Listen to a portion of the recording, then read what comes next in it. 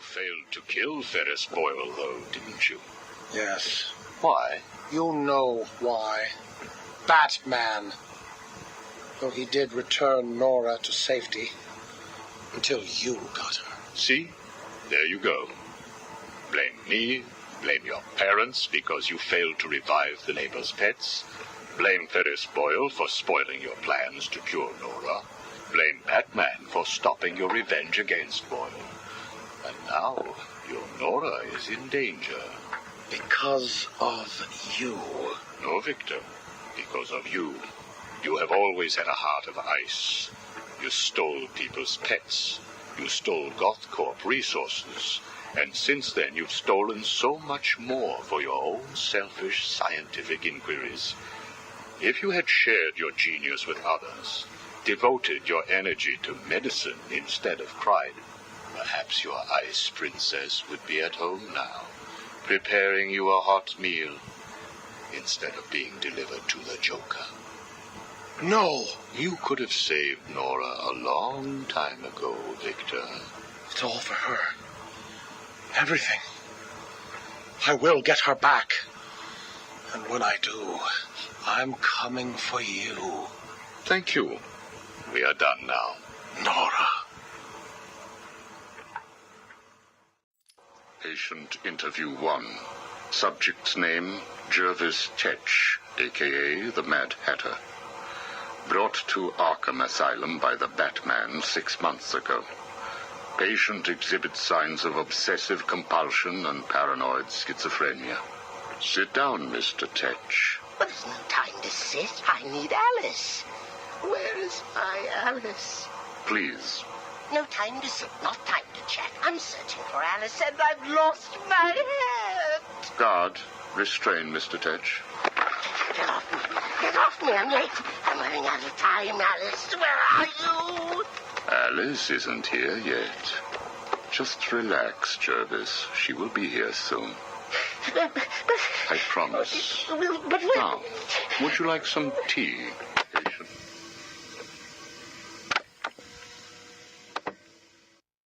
Is Alice here yet? No, I'm afraid not. Let us talk while we wait. You and I have much in common, Jervis. Really? Do you know Alice too?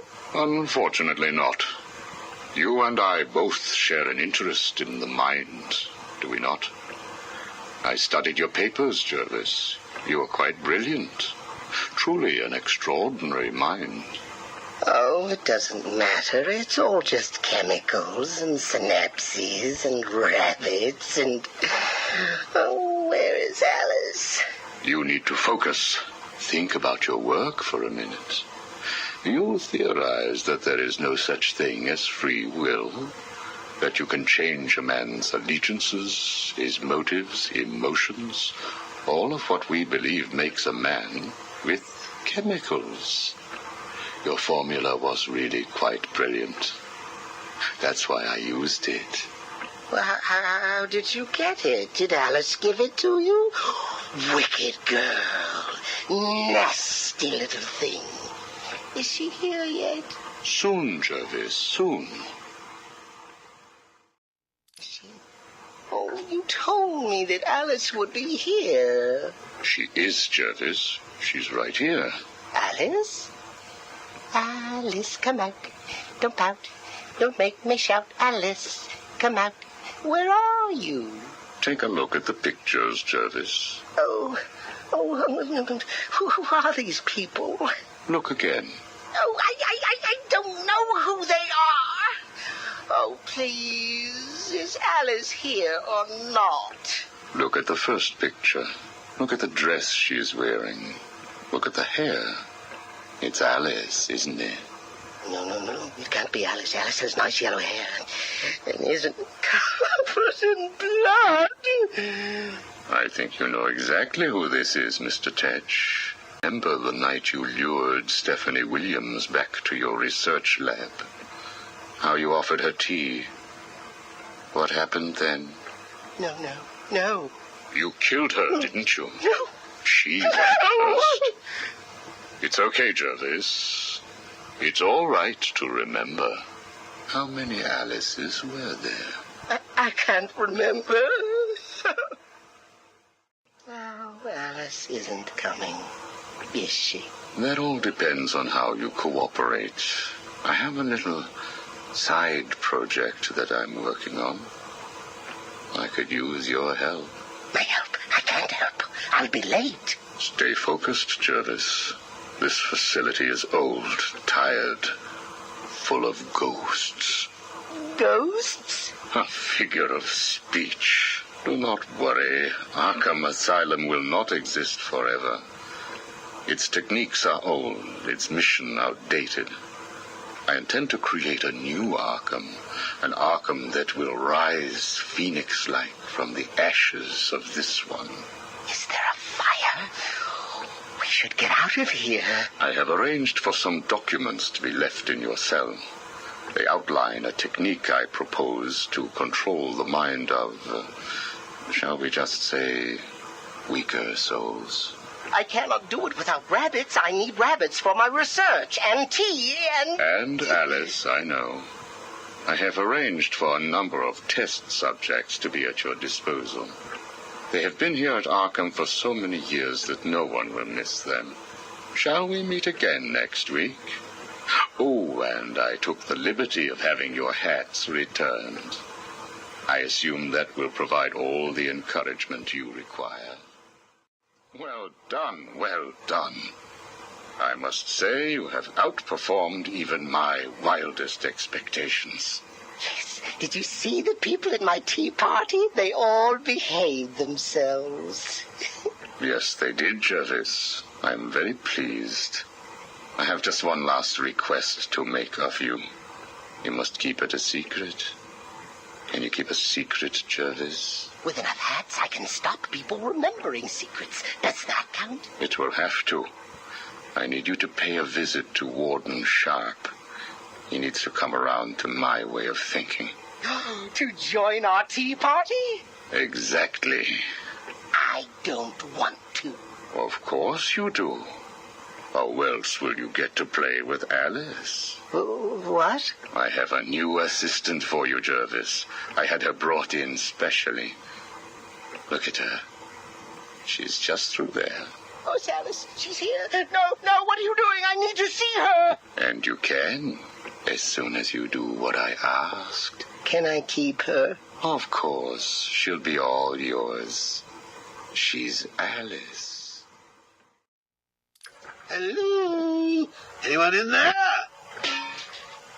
No sense of humor. Ah, the strong and silent type, eh? Think you're safe behind that mask? Give me 20 minutes and a can opener, and I'll have you whimpering like a schoolgirl. You might like it. That's enough, patient. Guard, leave us. Yes, sir. Good afternoon. My name is Professor Hugo Strange. And you are... Two-Face. Catwoman.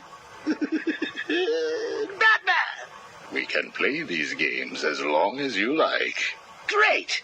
I love games. Not in my facility, you won't. I'm offering you this opportunity to make a deal. I am fully aware of your condition. The last thing you have is time. But I can make your final days more comfortable. And in return, I'd be giving you... I wish to study you. I need to know why you are the way you are. I don't have long, Doc. You're going to need more than some psycho mumbo-jumbo to get to the bottom of what's wrong with me. Oh, I have more than that. Much more. So, do we have a deal? How are you feeling today? You promised me another doctor, Strange. Maybe you shouldn't have killed the one I sent last week.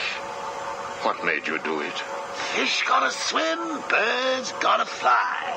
Besides, it was worth it to see the look on her face. Hey, you know what? I think I've got a piece of it here in my pocket. You are trying my patience. That was the third doctor you've killed. Well, keep on sending them, Doc. I'm trying to break my record. I think it is time for you to do something for me. Name it, Doc. Tell me how you came to be.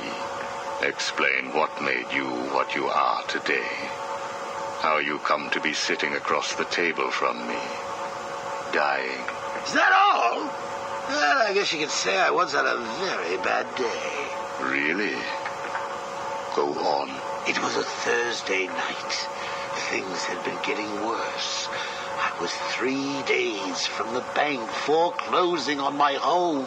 The chemical plant I worked nights at was about to lay off half the workforce. And I was sitting in the hospital, holding the hand of my pregnant wife, wishing to God that she wasn't dead. That must have been upsetting for you.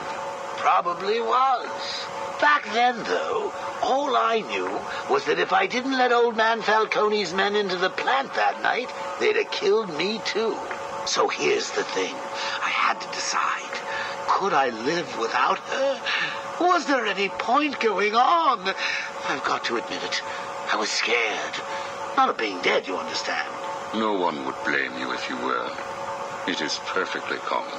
Do I look common? No.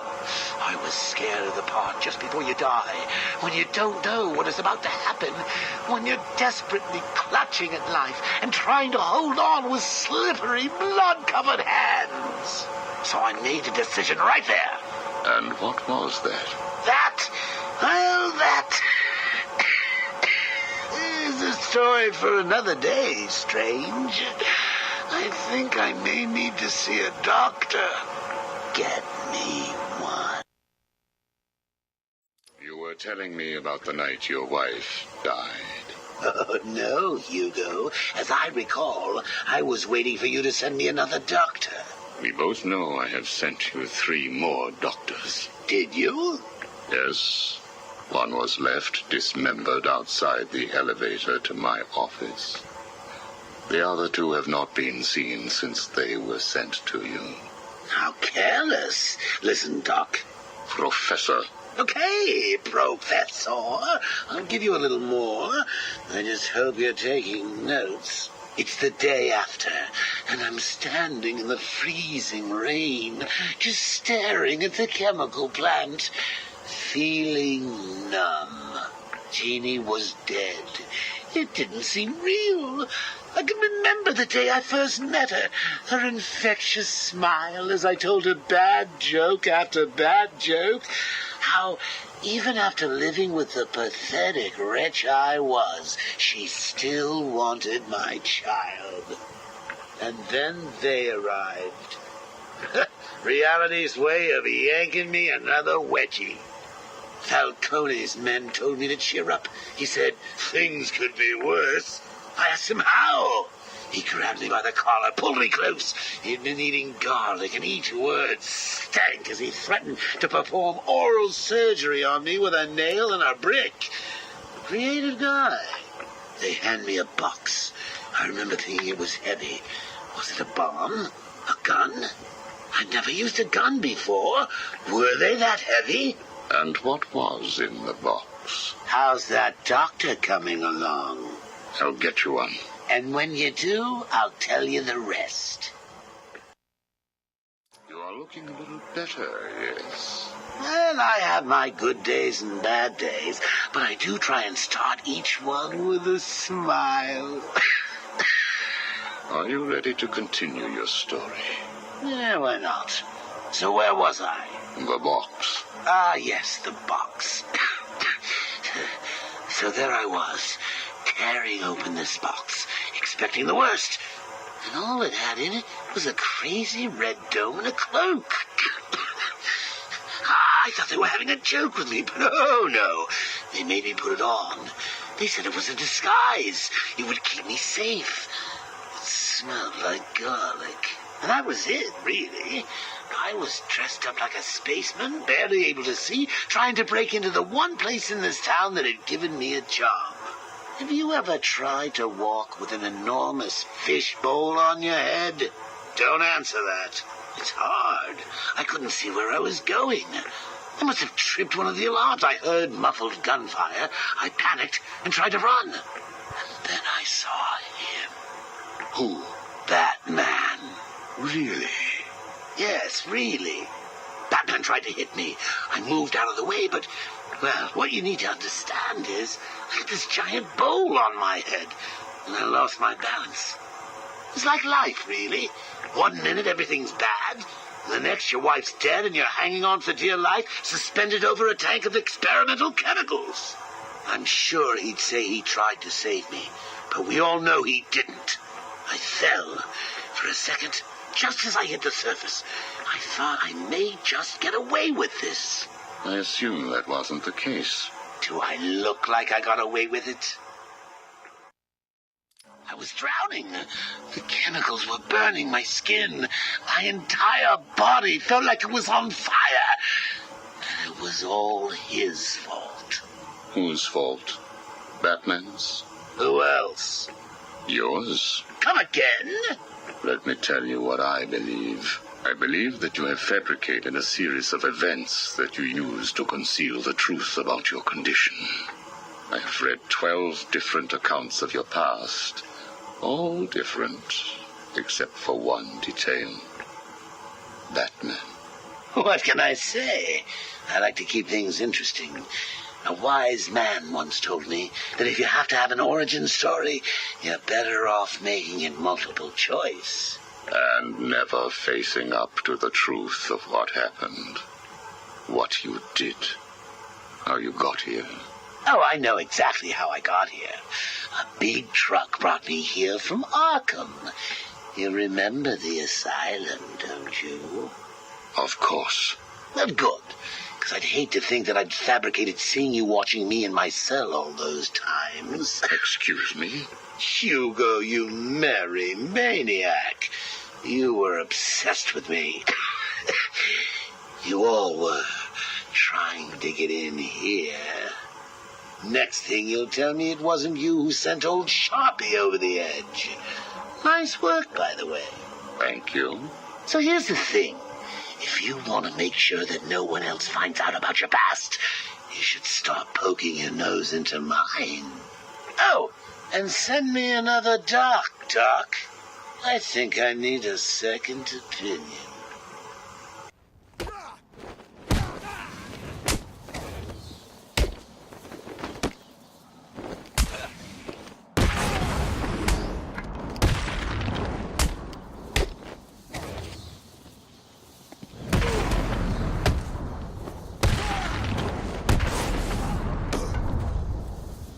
I want answers. What's Riddler planning?